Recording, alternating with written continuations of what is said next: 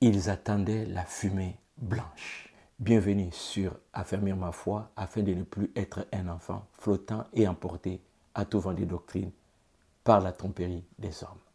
Ici, Jean Dinsier. Bien-aimé, ce matin, j'ai fini de prendre mon déjeuner et je voulais prendre ce temps après avoir nourri le corps, de nourrir aussi l'âme. Je réfléchissais sur la parole de Dieu, sur les événements, sur ma vie. Et ce matin,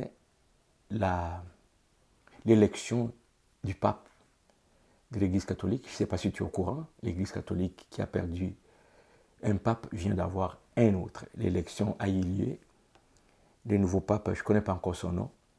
En tout cas, l'Église catholique a un nouveau pape. Et j'ai réfléchi sur la cérémonie d'élection, comment ça s'est passé. Je n'étais pas branché à la télé ni à la radio, mais de temps à autre, je pouvais voir aux nouvelles, écouter à la radio.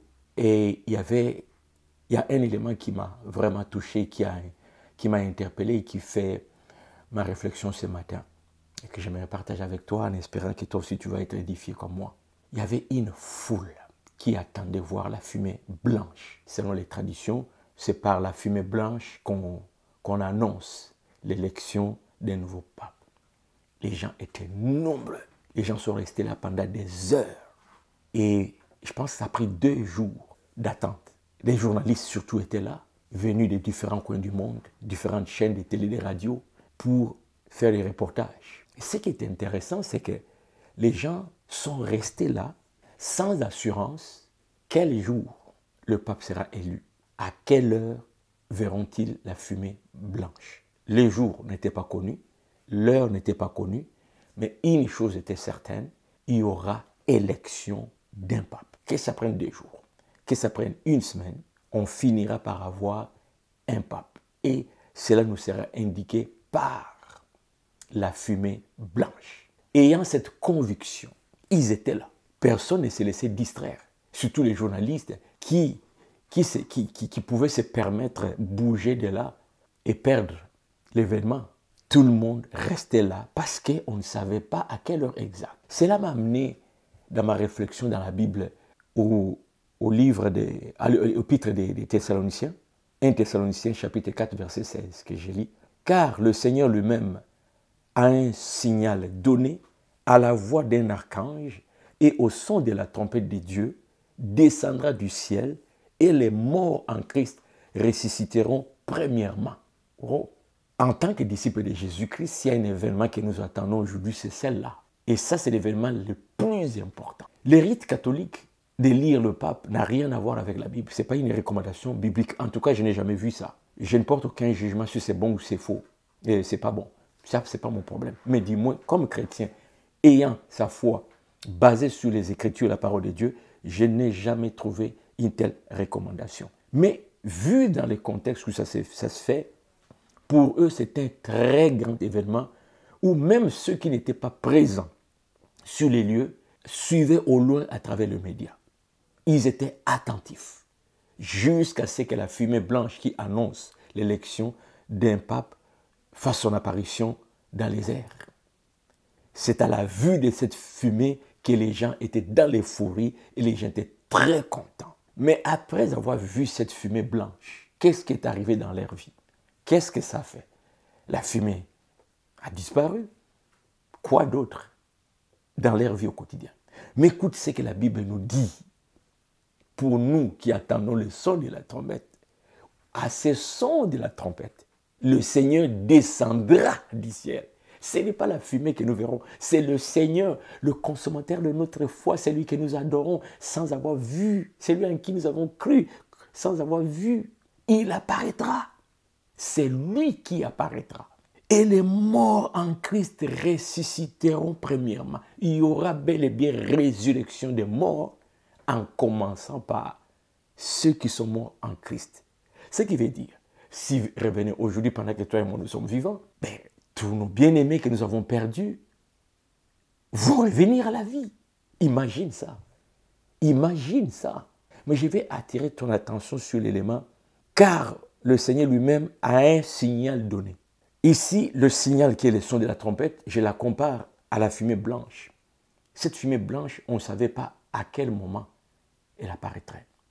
Et le Seigneur nous dit qu'il reviendra. Mais il ne sait pas quand. Les gens dans la foule qui attendaient la fumée blanche étaient prêts. Foule des gens. Et ce que j'avais remarqué, chaque personne s'assurait que son téléphone est prêt pour prendre les images. Est-ce que toi et moi, nous sommes prêts au son de la trompette? Serons-nous prêts? Qu'est-ce qui te distrait dans ta foi? Le téléphone ici, pour moi, ça serait notre vie spirituelle. Chacun dans la foule avait son téléphone et sûrement s'assurait qu'il avait assez de batterie pour faire fonctionner son téléphone. Et nous, dans l'attente, nous avons cette histoire des 10 vierges, où la leçon c'est de garder toujours notre lampe allumée, avoir suffisamment de l'huile pour que notre lampe soit constamment allumée.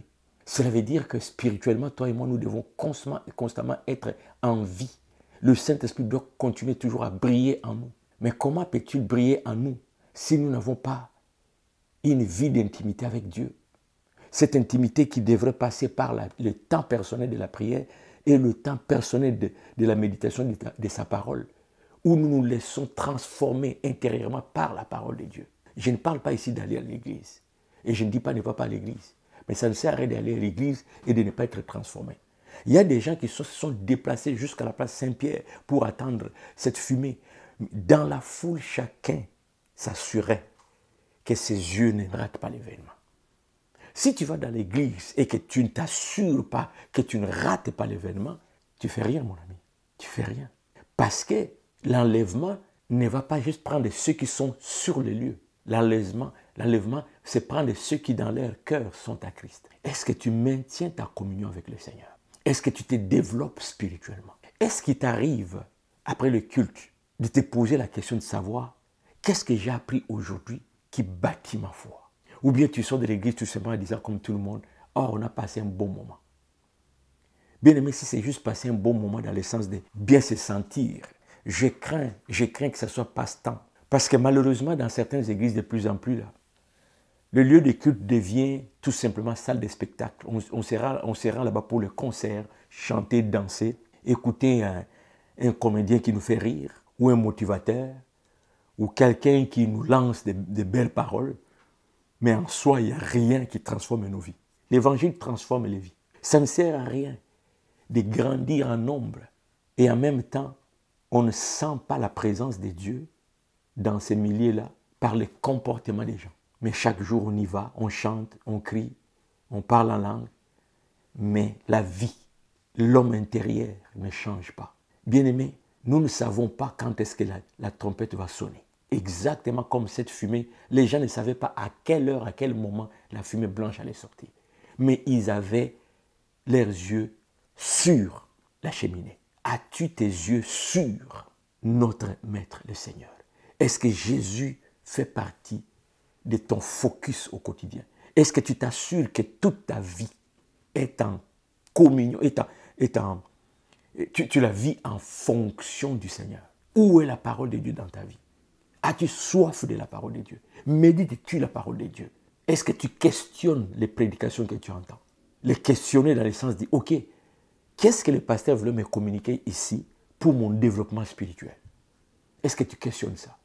Parce qu'aujourd'hui, il y a des choses que nous entendons sur la chair qui n'ont rien à voir avec la parole de Dieu. Le pasteur est devenu tellement une star que les gens boivent ses paroles. Bien-aimé, tu as intérêt à t'assurer que tu reçois la bonne parole qui transforme ton cœur. Ne laisse pas ta vie spirituelle dans la masse. Au son de la trompette, c'est ceux qui ont encore la lampe allumée. C'est ceux qui ont encore l'huile. Ne joue pas avec ta vie spirituelle. Un peu comme ces gens qui étaient à la place Saint-Pierre. Même s'ils avaient faim, je suis convaincu que certains hésitaient de bouger, d'aller au restaurant, de peur de manquer l'événement. Oh, le monde nous sollicite, il y a beaucoup. Le monde nous offre beaucoup de plaisir. Frère, résiste, reste focalisé sur Jésus-Christ, le chemin, la vérité et la vie. Nous ne savons pas quand est-ce qu'il viendra, mais il nous a dit, soyez toujours prêts. Prends ta vie spirituelle au sérieux. Ne te contente pas de va-et-vient à l'église. Toute activité à laquelle tu participes, pose-toi toujours cette question. En quoi est-ce que cela m'a aidé à grandir spirituellement, à connaître Dieu davantage, à transformer ma vie, à changer mon caractère, à me sortir d'une vie de péché auquel je suis attaché. Comment est-ce que ma vie devient le sel du monde? Comment est-ce que ma vie devient la lumière du monde? Comment est-ce que les gens autour de moi sont éclairés par ma vie? Cherche ça. 21 jours de jeûne, c'est bien. 4 jours de séminaire, c'est bien. Veiller des prières, c'est bien. Mais après, tu dois évaluer. Qu'est-ce que ça a amené de concret dans ton homme intérieur? Pas juste, c'était bien, vraiment, je me suis senti. Ce n'est pas question de sensations, c'est question de transformation. L'évangile n'a pas pour but de susciter des sensations. L'évangile a pour but de transformer l'homme intérieur. D'où on parle de la repentance. Convertissez-vous, changez de vie. C'est ça le fruit de l'évangile. Mais si tu te contentes juste des sensations, c'est triste. En tout cas, moi j'ai été interpellé par cette fumée. Comment les gens étaient figés, ils regardaient la cheminée, alors qu'après avoir vu cette fumée, ça n'a rien changé dans leur vie. Moi, je braque mon regard sur celui qui doit venir me chercher. Parce qu'au son de la trompette, il descendra. Mes frères, morts dans le Seigneur, ressusciteront et ensemble, avec le Seigneur, nous partirons. Et ça, je ne vais pas manquer. J'espère que toi aussi, tu ne veux pas manquer. Alors, sois sérieux, méticuleux sur ta vie spirituelle. Ne permets pas n'importe quoi te distraire. Même l'église, ça peut aussi te distraire. Est-ce que j'ai dit de ne pas aller à l'église? Non.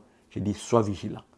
Parce que dans certains endroits, on est en train de s'éloigner du vrai travail qu'on doit faire, de préparer les gens à la rencontre de Dieu. Maintenant, ça devient des spectacles, des prophéties pour amuser la galerie, de la musique pour juste égayer les gens, des jeux de lumière pour fasciner en tout cas, comment dirais-je, impressionner les regards, toutes sortes d'astuces pour amener les gens et grossir en nombre, mais les cœurs ne sont pas transformés. Ne te laisse pas endormir. Prière, étude personnelle de la parole de Dieu. À la prochaine.